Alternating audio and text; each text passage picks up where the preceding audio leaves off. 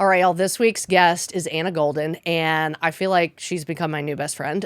She got to come in from Dallas to spend some time with me and talk about her brand new album, Church. It's her sophomore album. She is a full-time worship leader at a church there in Dallas and has been doing that for 10 years, since she was 16 or 17 years old.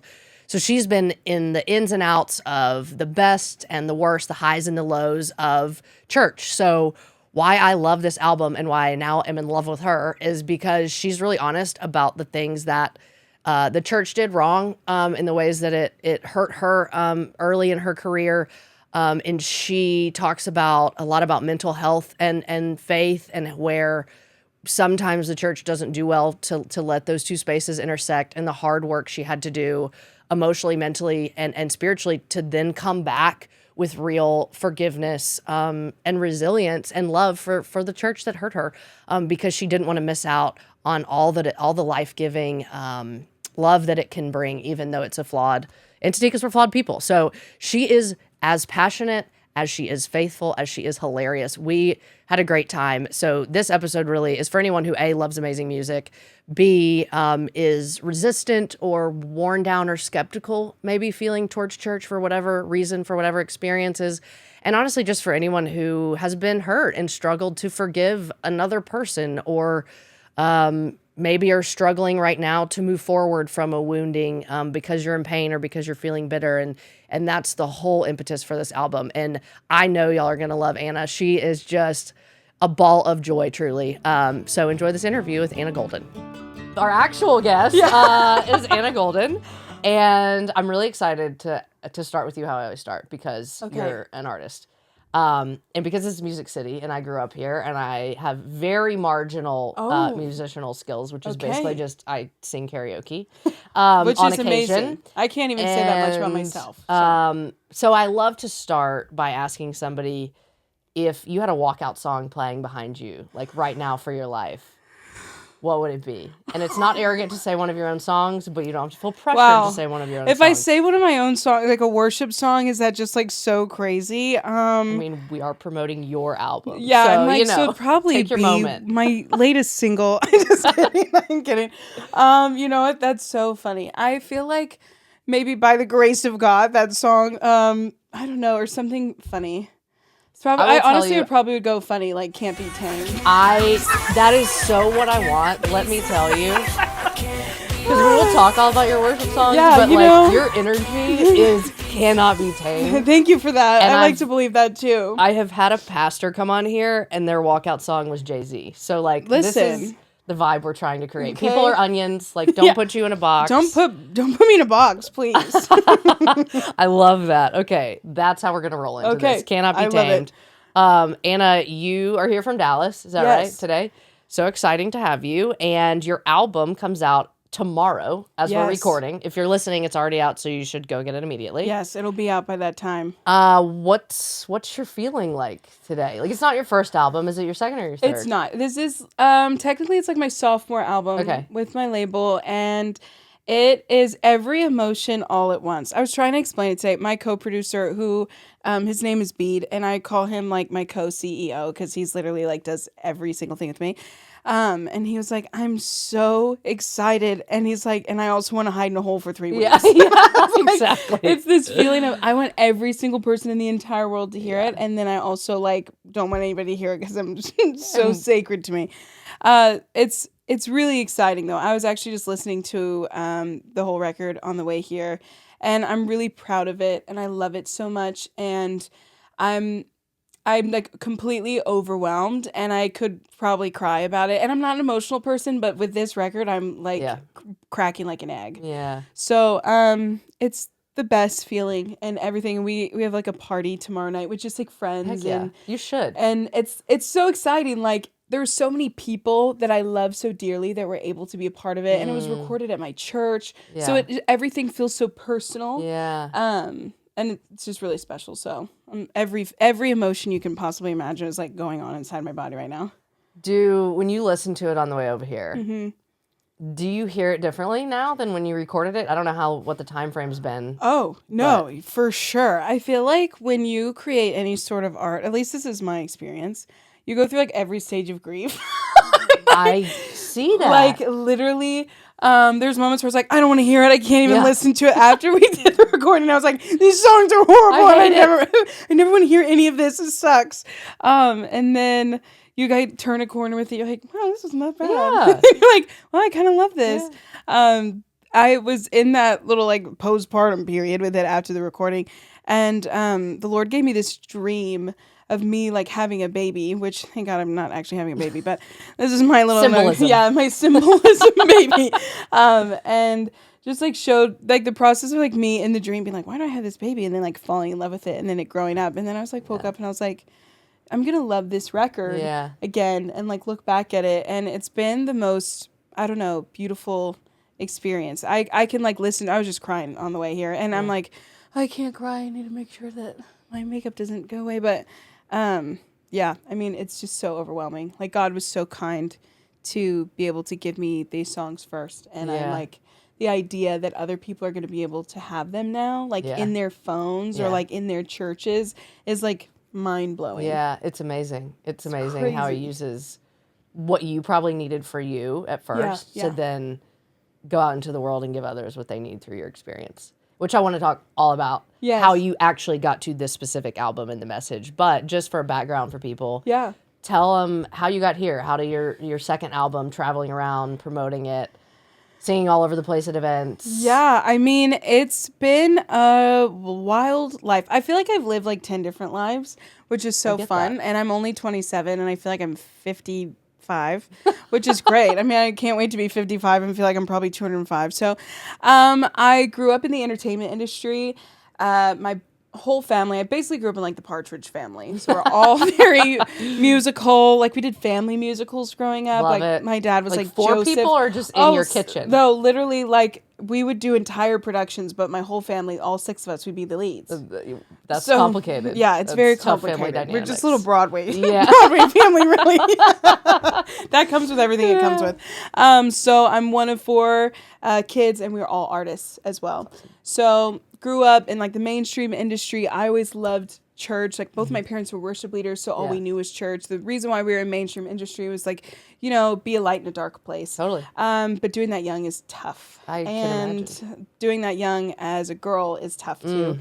So that came with all that it comes with. Yeah. And I just always felt such a secret, special place with the Lord, and especially within worship.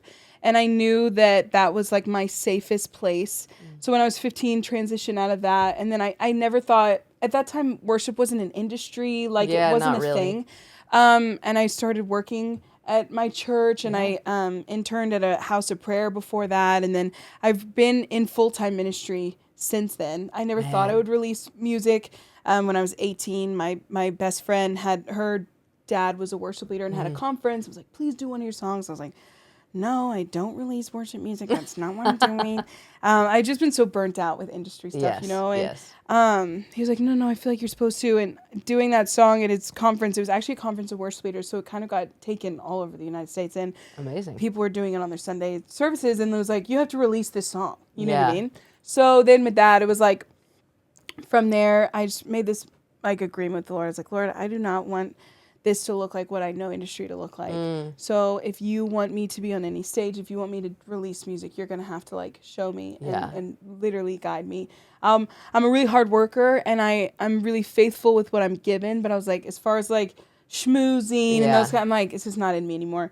And it really, like, my entire career is really just a testimony of like God's grace. Like every opportunity, being signed under Tasha Cobbs Leonard, like random email out of the blue one day that I was like, thought I was on like an email chain, honestly. And it was like, you know, those things like, hey, worship leader, I'm doing a recording, buy a ticket. But at the end she had put like, I've been loving your EP. At this time I'd released an EP. She's like, I've been really loving it, and I want you to come be a part of it. And then from there, like, now I'm signed under her imprint. I've been fortunate enough to work in church for the last 10 years, so it's been a whirlwind. But it's like, I'm so in love with everything that I get to do. It's like such an honor.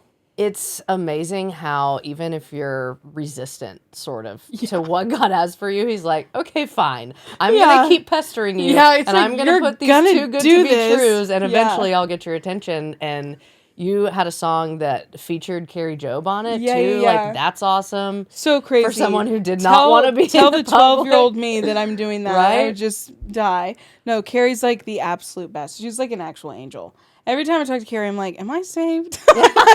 like you're literally the Can kindest you call God person. and ask if Yeah. I'm still I'm in? like, she just floats in a room. No, it's been so amazing to work with people like that and who have really fought for purity in the space that they're at and who've beat down doors that I get to walk in now. Yeah. You know what I mean? Man, that's a beautiful way to say that, who have fought for purity in Yeah. this public space. Do you feel more at peace with the public and publicity part that we're doing right now? No, yeah, I think when I was younger, I was also just young. I mean, Yeah. put any kid in front of a camera with like and tell them to have an opinion. Yeah. You're gonna be like, what? Like, what's going on? I think that there's been a lot of maturity since then, of course, and then just a lot more settling of knowing like my identity and who I am. That things like this are way more fun and life-giving. Yeah. And it's also the content that I get to talk about is way different and it's way more fulfilling. Like, I love being able to share about the things that the Lord's doing in my life and to talk about the church, like this entire record being about titled church. my favorite thing. Yeah, it's pretty simple. It's pretty self-explanatory. The album cover, it's me in the church. I was like, my label's like, are we going to put text on the cover? I was like, I think it'd be redundant. Do we need to? Yeah. I was like, it's just me sitting outside of a church. So. Yeah, come on. There we go. There we have it. Well, that was a really bold step. I mean, at what, 15, 16, to be like, you know what? This could be really lucrative. This could be successful, but it's really not where I see God wanting me. And did you ever fear like giving up that big audience? I mean, for the Lord, not for yourself, but like, I mean, you know what I mean? There was a specific moment I had when I was 15 and it was, I was in Los Angeles. I want to say it was over like Halloween or something. And my brother and I were at a party and something had happened and I just felt Holy Spirit say, get out of the house. And I walked out and I'm so grateful of how churchy I was so young because I'm like, now if I probably met a kid that was saying what I was saying, I'd be like, all right, calm down. Yeah, relax. You know what I mean? It's going to be fine. But literally it was that. It was, I don't want to feel like this. And I had so many friends that had become really successful in the space. And it's just you in your mind, especially in this industry, like the entertainment industry, in your mind, you think that certain boxes being checked are going to fulfill certain things, and it just doesn't happen like that. Yeah. I mean, I even see it happen in like the worship space or the CCM space. Like you think, well, once I achieve this, once I get this, it's going to feel a certain way, and it's not. Yeah. And that's just not the fulfilling thing in life. And I'm so grateful. I always say I feel like God was so kind to me to like pull me out of things. Oh, yeah. Like so intentional with who I was, because I also struggled so much with my mental health at that time, body issues, like. Of course, you're a little girl who's in front of cameras, who's being told things about her body all day. Yeah. And so I'm so grateful now that I didn't have that experience, but now I can speak to it too. Yeah. Like, and so many young girls who are walking that path. I mean, I think it's stunning how the Lord puts people in mainstream ministry and and uses that. Yeah. And that's not a part of me that's dead. Like, Totally. I still do stuff in that arena and I love it. But I feel like I've also had to fight for freedom in that space as well. For sure. And yeah, I didn't know all that when I was 15. You know what I mean? But you felt it seems like. And yeah. you listened to that call, and that's hard to do. And it's hard to walk away from something that looks like it could be such a huge platform for the Lord, you know, that kind of thing. And I just think about like so often, maybe what we have to learn when we grow up is like, a good thing is a good thing, but it may not be the right thing for you. Good, and that's what I hear you saying. And like, I've struggled with that because I'm like, I could be really good at that. But then I'm like, number one, I don't think I'd be happy. And number two, I don't think I would be the person that I want to be if I went down that path. No, totally. And that's so hard when it's, you know, it's all laid out before you, and why not take it? No, for sure. Yeah. And timing. I mean, I was writing this song earlier today, actually, and I was just talking about like timing and the timing of everything and how when I was younger, I really felt, especially growing up when I was young, I did quite a lot of stuff with like Disney and Radio Disney. And the biggest thing was like when you're 18, you're kind of done. Yeah. Which is so crazy. Yeah, like that's so young. Nuts. So, and then when I turned 18, I was like, I'm a failure. I'm like, done. I'm done. I'm elderly. Literally like, put me to pasture, right? And I had to kind of reframe that. And like, that's so scripture. Totally. Like, I love that in scripture, it's so counterculture of like, man, those who are planted in the house of the Lord are like trees planted by the streams of living water, and they'll grow fruit in old age. Yeah. And I'm like, the fact that like there's no such thing as a glory day, like with the Lord. Oh, that's so good. And that was something like learning about the timing and learning about patience. And even like when I felt the Lord call me into worship music, I was like, okay.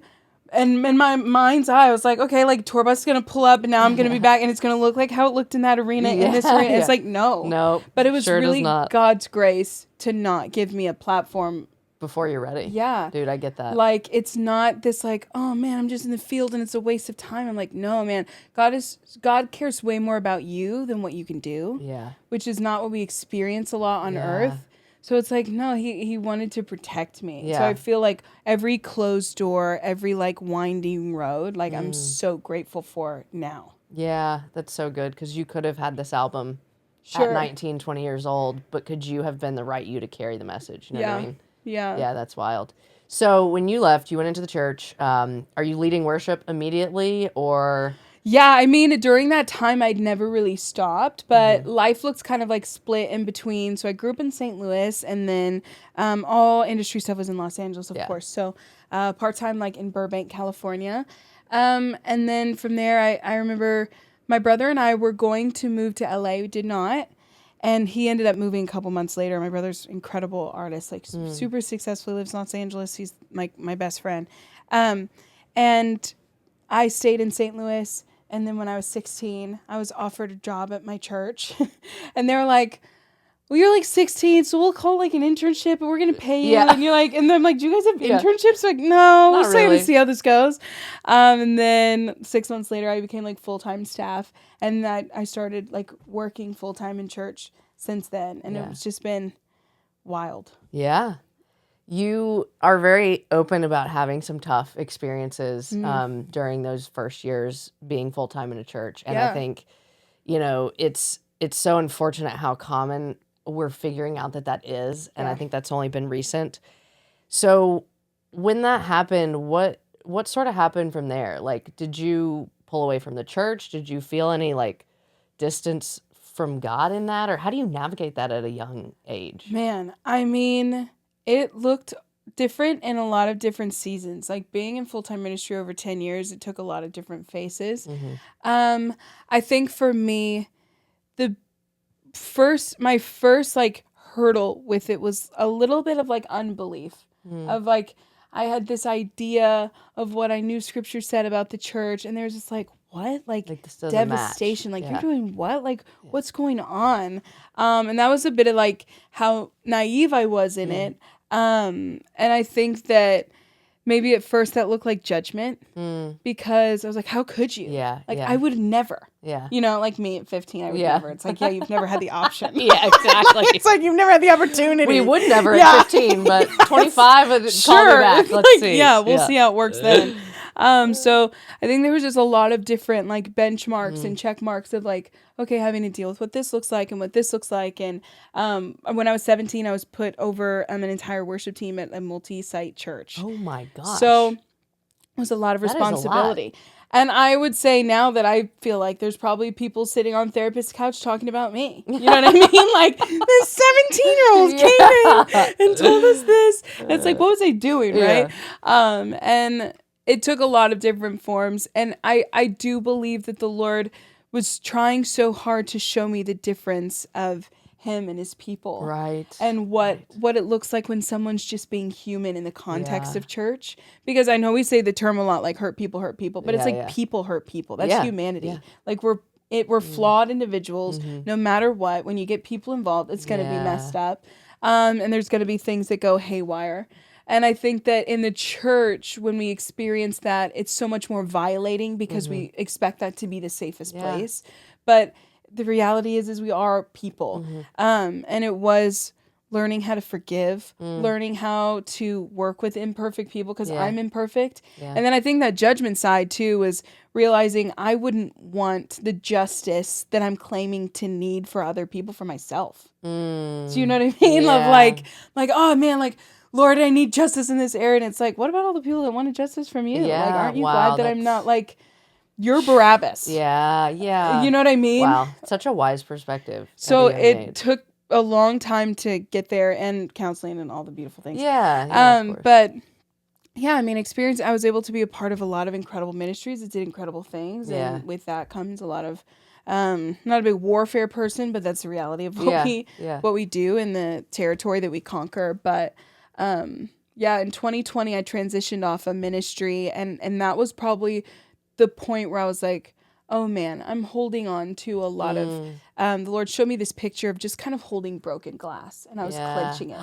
And I was like, he was like, we're going to need to open your hands. I'm going to need to remove some stuff. So at that time in 2020, I took a season off of being full-time staff, but I was like pastoring a team in Baltimore, Maryland, Cool. that I would travel in once a month because we didn't have Sunday services. So it was looking like once a month recordings and being with their team. So this is something I always talk about within ministry hurt.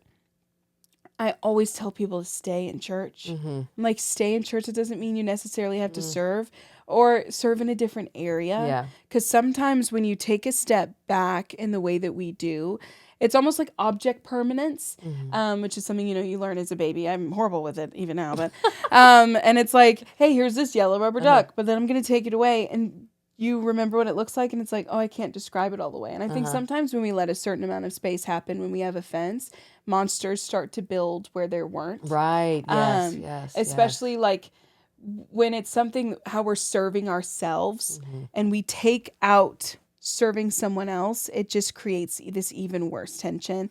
And the Lord, with my journey at the church, was like, hey, I want you to get back into the book of Acts. I want you to get back into Revelation. Like, I love my bride. Yeah. Like, that's actually all I care about. Yeah. And my pastors put it in this beautiful way. They were praying before my recording one night. And they were like, my pastor, Earl, he was talking about his wife, Onika, who's like the greatest person ever. She's so kind and just like the best. And he was like, I love everybody. And there are people who don't have great opinions of her. And he was like, doesn't mean I'm not going to love them, but I don't want to step near them. Like, I don't have a desire to draw close. He's like, but people who defend her in rooms, people who talk highly of her, people who uphold her character, I just want to wrap my arms around them. And I felt like the Lord was saying, that's how I feel about the way people talk about my bride. Wow. Like, that makes me want to just draw near. Yeah. And man, I'm not here to say that there aren't things that happen that are unfair and I don't want to invalidate anyone's situation. I've been there and I understand that. Yeah. But there's a true statement that he does still love his bride, and that's what he's coming back for. Yeah. And you cannot love him without loving his bride. I mean, any marriage is like that. Like, you're like, it's like, homie's not going to want to mess with you if you're like always down on us. Like, what's going on? It's like, hey, we're going to fix this.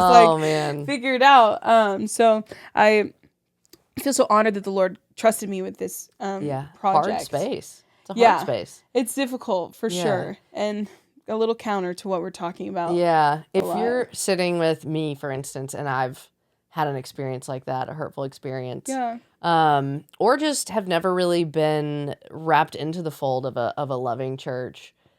What do you say to me where I'm like, look, I get it. Like, I know Jesus. I love God. I'm just like not into the church vibe. Yeah. Like, yeah, I mean, I understand that. And I totally understand like being in a community before that's healthy. Like, I think a huge one too that I hear is like, oh man, like people are judgmental and backbiting and all those things. And I'm like, definitely go for a community that feels healthy, but also be the health in the community.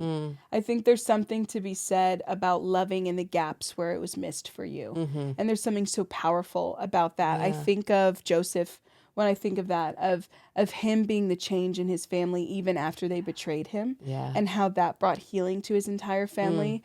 And I think of that in times now of like talking to the worship leader. It's like, well, you don't know how my pastor is, and you don't know. I'm like, if you feel like the Lord has called you there, you have the opportunity to love where there's not, to care where there's not, to pastor where there's not. And that prophesies over people, to love people in the way that you know who they're supposed to be and not who they are right now. And it's hard. But that's the call of Christ. Like, to lay your life down for someone else. And I think that too, within the context of sometimes, especially in the worship space, a lot of worship leaders, and I've seen this. I mean, that there's this feeling of feeling used. There's this feeling of like, I'm just used for my gift, and that's so valid and so many times. But I'm like, we did want to serve. Like that's what we came here to be used by the Lord, and to always remind ourselves, man, I am still wanting to be a servant. And I think that serving is still something that is like, that is the most fulfilling thing you can do, and get out of that space. Like if you're in a certain area, if you're on the production team or the worship team, and like you're so burnt out, like serve. I'm sure your church has some sort of outreach ministry. Serve people in that way. Get the perspective of what your church is actually doing. We can get really caught up in a bubble of a space. But it's like, man, my life was radically changed. And the only reason I'm saved is because my mother, whose father died when she was 5, she's one of 5 kids. So she's an orphan, widow and 5 children. They moved to Memphis, Tennessee. They happened to move next to a storefront church. Never heard about the Lord. Weren't like a family that went to church for Christmas or anything. Like they were just not that family. And a guy just showed up on their like stoop and was like, hey, I have a warm meal and I'm going to come to your house every week and I'm going to mow your lawn. And then if there's anything that you need help with in the house, I'd love to take care of it because we heard about your father passing away. So one day my grandmother was like, why are you doing this? Who are you? He was like, actually, that church across the street's mine. I'm the pastor. And never invited her. He was like, if you want to hear anything about it, I'd love to let you know. And sat with her on afternoons and read the Bible to her. And I think of that man every time I get up to lead because I'm the fruit of that harvest. And I think that too, with ministry, with church, when we start making it about other things, when we stop looking at the one, when we stop looking at the testimonies and sitting eye to eye with people.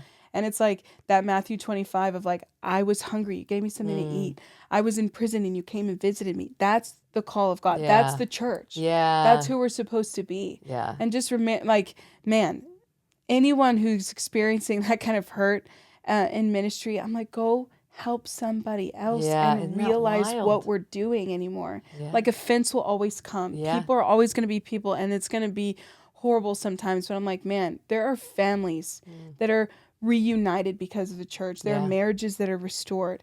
There are people who need community, who have lost loved ones, who need to be around other people. It's actually shown, they've done so many studies with church, and people who are actually coming to church aren't trying to find the Lord. They're looking for people. I believe that. Like, that's the number one thing. And I'm like, they're wanting to meet Jesus through the eyes of someone else. But if we're so caught up with someone offended me this morning and says this happened and someone looked at me sideways, like, man, we're missing it. We're missing it.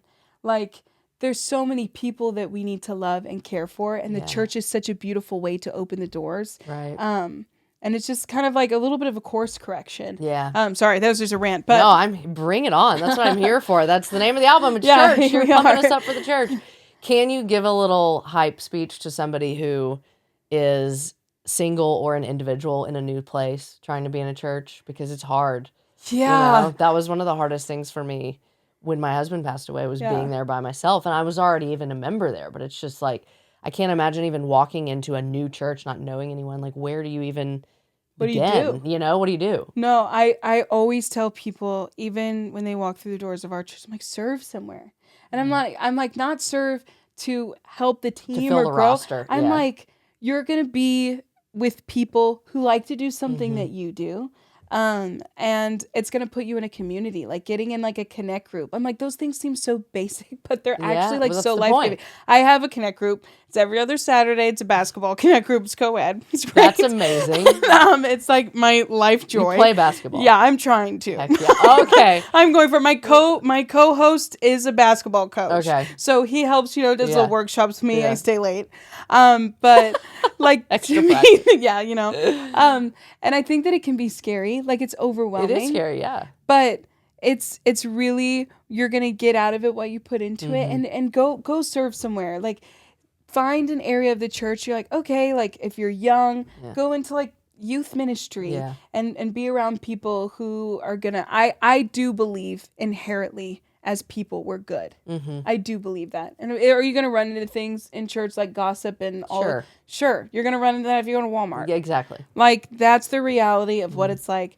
But just going for it and diving in. I know how it is to be overwhelmed and like, I don't know where I fit. I'm like, I think the greatest way to fit is dive in and jump in and serve and help and be a part of something that's bigger than yourself. It really just changes everything. Yeah. Well, you are such a beautiful, enthusiastic, excited, like young voice for the church. And we don't have that. Thank you for saying that. I don't feel like as much as I would love for us to. And so that is your album, is Church. As we said, it's the photo on the cover, it's the title track. And tell us, like, what was the call? I think we've probably already said it, but what was the call on you for this specific album? Like, when did these songs start pouring out of you?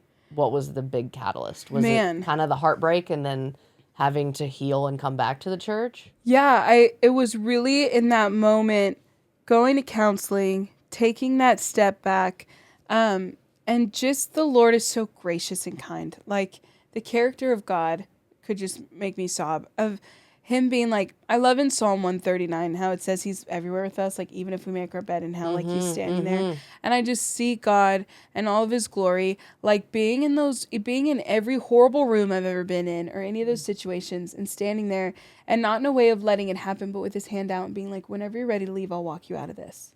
Like in that offense, in the grief, in the sadness, like whenever you're ready, I'll walk you out. And I think that with that, the Lord saw where I was and how I felt about ministry. And I've always loved ministry. Like I was a kid, you would like ground from church. I loved it so much. Like it was like my favorite place. Like a parent's dream. You can't go to church. Yeah, totally. Devastated. So then I was devastated with how I felt towards it because it just wasn't who I was. And the Lord was like, let's go on a journey of coming back to it.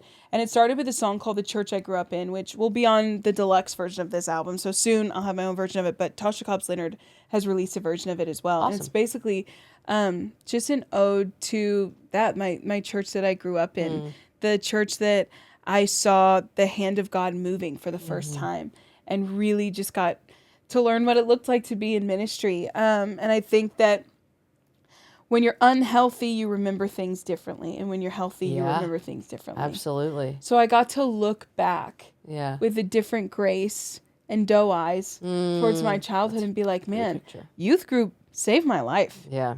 Like, where else could I have been? Yeah. Like, what rooms would I have been in? I even think of like the way that I was in the music industry so young. I'm like, being able to have this normal life in St. Louis, going to a youth group and like my friends, I'm like, that really, it showed me so much more than I thought. And it's easy to look at, because so many things that happened there that weren't great. Yeah, sure. And it's easy to look at those things, but I think the Lord was like, look again. Yeah. Like, look back and tell me what you see. And I was like, oh. So starting with that, and the Lord put on my heart, he's like, you're going to write a record for the church. And at that time I had then moved to Dallas and am now a part of my church, which I literally call my church Narnia. Shoreline City. I love it. It's the absolute best place in the entire world. Like I can't even begin to articulate like things I would write in my journal about what I knew ministry to be and look like. I feel like I'm being able to live in that, and not from a place of like my church is so much better than everybody else's church. It's from a place of, man, it's possible. It's possible to have a ministry that's healthy. That's life-giving. That sticks in it with people, and that's also happy. We avoid the word happy in church, really in the Christian life, because it's based on happenings and all the things. I'm like, no, like. In Scripture, we're supposed to have a full life. Like, someone in the world should look at your life and be like, why? Yeah, exactly. You know what I mean? Like, that makes me question, like, what do you have going on? Why are you so happy the economy's crashed? Like, why are you so happy we're in a recession? Like, and it's like, no, we have this unshakable hope. That doesn't mean things aren't going on. I get to still be happy. And I think, too, like, when I first had visited my church, I was like, man, everybody here's so happy. Like, you guys really enjoy this. What are you guys taking? I know, I'm like, what's going on? And that was, I couldn't have written this album anywhere else. Yeah. I really couldn't have. That's so good. And it's given me the opportunity to not write from the injury or the pain that I thought that I would carry forever. I got to write it for a church that's growing, that's strong, that stands in integrity, that stands in purity. And that's really, these songs are all rooted in Scripture. That's something so important. Everything drew back from the Word of God. I don't want to sing a song on a Sunday that's like, licking my wounds. Yeah. I want something to give to someone, to the single mom that walked in, Yeah. to the young college student that's like, I don't even know how I'm going to make my tuition. Yeah. And it's like, hey, here's a song that's going to teach you Psalm 91 because he's a God that you can trust in. Yeah. And that's going to fight for you and protect you. And that was really the heart behind this record, and keeping it simple and musically in the way that, man, actually the average church in America is 200 people, and they see about 75 people on a Sunday. And they don't really have church staff. Like, they don't have this. That's smaller than you'd imagine, I think, No, in our world. 100%. Yeah. And I think that I thought of them. I thought of those worship leaders who are like, we don't run stems. Like, can we play this on an acoustic? And they don't have a worship leader on staff. It's just some guy who's probably has a whole family and works an entire job and they don't have rehearsal. Yeah. You know what I mean? And songs that were obtainable for people to catch on to quick, for people to be able to play and nail. Like, I wanted songs that I would want to put on my set list. Yeah. Because at the end of the day, like, I'm a worship leader first. Totally. And I'm at my church on Sundays, and we're sitting down every month with my pastors. We're like, all right, what songs came out that are a little more upbeat? Like, we need songs. We need songs that people can, like, walk into. They don't feel uncomfortable. Like, you know what I mean? Like, it's the reality of what it looks like to put together a church service. So I really wanted to give a record to the church. And to the worship leader to be able to lead at their church, to the pastor that wants to sing scripture with their congregation and teach in that way. So, well, I think, in my opinion, which means nothing, you have accomplished it in spades. Thank you so much. The first time I listened to it, after we got this set up, I was actually hiking in one of my little trails that I love, like south of here in Franklin. And, nice. It's very mild. Don't be impressed. No, I am impressed. I'm like, I used to hike when I lived in LA. Now I'm in with tennis shoes that don't even tie. Like, okay, I take my dog with you. It's more of a stroll, but it is a beautiful stroll. Hey, that's great. It's better than what I can say I've done today. So what are we talking about? But I get to a certain point, and it happens to be, it's my favorite song in the album. I've heard you talk about it. And I happen to get to the Manasseh song. Oh, man. And when I tell you, like, sat, paused, chills, I'm not a crier, and teared up thinking, like, this is what I would play for the last 5 years of my life. Wow. Like, this is the experience I've had, and a depth of biblical explanation and, like, simple, almost baptismal, like, melody. I know that sounds really heady. I'm not a musician, but, like, that's sort of what it felt like. You're analyzing it in such a beautiful way. And I stopped and listened to it 2 times at the top, and it just floored me. And I feel like it's so representative of your whole experience in the last many years from what you've shared. And will you tell us about Manasseh, like, what it means? I knew it was a Bible word, I already but I was feel like, I'm gonna cry. Here we go. Yeah, but it's amazing, and, like, your dad's part in it. I know it, so I'm gonna shut up. But you need to tell people. No, it's Manasseh is track 5. Is the definition of it, and then track 6 on the record, which, if you're a musician, you know, track 5 is also it's always a very important moment on the record. That's new inside information. Okay, there we go. And for me, there was this looming, what I thought was, like, bitterness towards the church that I just wouldn't get over. Yeah. Like, it's that moment of, I've seen too much. Like, I'll never get back to the purity that I had when I was 14, sitting in a prayer room, just singing to the Lord. And the Lord really told me with this record too. He's like, man, I'm going to give you your tears back, which I'm like, I'm a bit of a rock. Yeah. Like, dude, I get it. I'm like, that was something that I guess there's a fear of vulnerability maybe there for me. And I was like, okay, Lord, so you're just going to make me an emotional wreck now. Okay. Perfect. And with this song in particular, I had been at my church now for almost a year, and we were celebrating our 10-year anniversary. And my parents, it was their first time coming to visit the church. It was like the most stunning service for them to visit, because we were talking about all the testimony and life change over 10 years. And it was just the most moving thing. And the way that I have been loved back to health. I knew when I had left my last ministry experience and gotten counseling and taken time that I didn't have wounds anymore. I had scabs, but I knew where I would go next would be pivotal, because a scab can be pulled off for sure, and it can make things worse. but somewhere that's healthy, that's pure, and that's clean. Like I think of when you're healing from something, and then if you're in an unclean environment, it's not sterile anymore, so you get infected. So I was like, I was super scared of where I was going to go next, if I'm quite honest.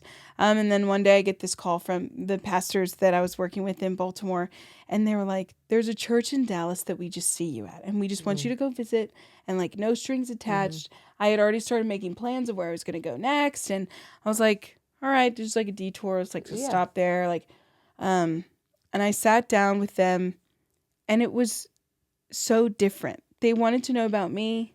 They didn't want to know about what was going on, like in my career. They'd like, and I was just about to release an album. This was when my Peace record had come out. And I came in and I stayed for 4 days, and I will never forget, I talk about this on the record, the sermon that Pastor Earl spoke that Sunday. And he was talking about, he had a suitcase on stage, and he was wearing boxing gloves, and he had boxing gloves on, he's holding a suitcase. I'm like, what is happening? Like illustration. I was like, okay. And he was like, man, in foster homes, there's actually a thing with foster children. After they're adopted, they still don't unpack their suitcase. And it's actually so common because they're so used to, even though the papers are signed, everything's final, that something's going to change because they're so used to moving. And then he had these boxing gloves, and he's like, I look out into our congregation and I just see fists in front of faces. Like, I'm ready to get offended. So I'm on the defense. Like, I'm never going to let my guard down because something's going to happen. And I'm ready to take a punch at any time. And he's like, and I look out and I see boxing gloves holding suitcases, and he's like, you need to unpack because you're home, you've been adopted. And I just sobbed on the front row. Little me that doesn't cry. My sister was with me. She was like, what is happening? And I remember texting Tasha actually, and I was like, I think I'm going to find healing here. And moving to Dallas, the way that it's never changed, their hearts have never changed. It has changed my ministry from the inside out of how I love people, of how I see people, of how I see the call of God on my life. It's like, it's been so beautiful to be in that environment. And so when my dad was walking around the campus, he grabbed me. We have a door backstage to like a hallway to the stage, and he was walking around in the hallways, and he grabbed me and he just had tears in his eyes. And he referenced the story of Joseph. And the story of Joseph, I'll reference probably a million times in every interview I'll do till I'm dead, because it's the most stunning. Everything in Old Testament is a prerequisite of what Jesus is going to do, right? So, so foreshadowing. And I think the story of Joseph is so shocking, because if you've ever been hurt by family, there's nothing deeper. There's nothing more painful. To be sold so young, 17, to then experience like, okay, maybe he's kind of coming back a bit. He's running Potiphar's house. He turns down temptation and gets punished. And he's in prison. His life is a series of unfortunate events of still trying to do the right thing. And then all of his story is just wild, right? And then he ends up being second command and in Egypt, and he's greeted by his family, and he forgives them. And it's like this stunning situation. And I'm like, I've always looked at the story of Joseph. I'm like, how in the world? And his first son was named Manasseh, and it means to forget. And it means to forget the suffering of my father's household. And when my dad looked at me with tears in his eyes, he just said, Anna, this church is your Manasseh. And I just sobbed. And I was like, I felt that so deeply, because there are things that I thought forever I was going to have to carry. Forever that I was going to have a limp in. But through the kindness of such a beautiful community and the grace of God to be like, you know what? God is so much bigger than I've ever given him credit for, that he can go in my past and remove pain that I thought that I'd have looming over me forever. And I now, there's so many things I'm like, God, can you give me the gift of Manasseh? There's some moments during the recording of this album that had happened that like just reality and people being people, I hate it. And I was like, I remember being in Nashville for post-production, and I was like, Lord, I want to look at this and love it. And he was like, can you let me replace some of your memories? And I was just like, just hit me in the chest. And I'm like, it's not something I experienced once. It's like a continual, like my kindness can be Manasseh. Like I can love you back to a place to where you forget the pain. Yeah. And if we as church leaders can start loving people from that place. Yeah. I think of how when Joseph saw his brothers for the first time, he was so emotional, he had to turn away. And then he greets them again. And he's like, the Lord used this, not even just for me, but for you. Yeah. And I think of the hurt worship leader. I think of the hurt church member. And if you can get to a place of healing, that you can look at the people who've caused you pain and say, not only has the Lord given me healing for myself, it's for you too. Yeah. There's levels to forgiveness. There's levels that like keep people at arm's length. And then there's a forgiveness that can create so much healing. I love the story of Joseph because it shows he forgave, he forgot, and then he was fruitful. And I think that it's so beautiful, like to be able to let those things go. I never thought I could. Yeah. And if I could sit down and lock eyes with every person who I know is just carrying so much pain for the church. And it's honestly, I realized in my life, it's sometimes harder to believe for the hopeful thing. So you just shut it down. Totally. Like, I don't even want to access that anymore. I don't even want to access that emotion. Like, I've seen this, I've done this. And it's like the Lord is just like, oh, there's broken glass in your hand. Can you let me take it out? That's the image. That's it. Can you let me take it out? Yeah. And it's only hurting you. Yeah. I mean, that's amazing that to forget. And obviously you don't forget the actual instances, but you said you were able to forget the pain of it. Yeah. And let go of the bitterness of it. And you've used several times the word doe-eyed. And I think that's just so beautiful. And it feels like being doe-eyed or being pure or whatever would be the most vulnerable way to live. And I guess in a way it is. That's what you're saying. Like it's vulnerable to live hopefully or to live happily because it can be stolen or damaged. Sure. But and it's you put yourself in harm's way. But I think of Jesus. I think of Corinthians when it's like love believes all things. Yeah. And bears all things. That's one of my favorites. Man, I'm like, love believes. Yeah. Love believes in a second chance. Yeah. Love believes in, man, you've done the wrong thing over and over again. Yeah. And I think of every time I go to the Lord and I'm like, I'm never going to do it again. And he knows all things and he knows I'm going to do it again, but he believes me. Yeah. Yeah.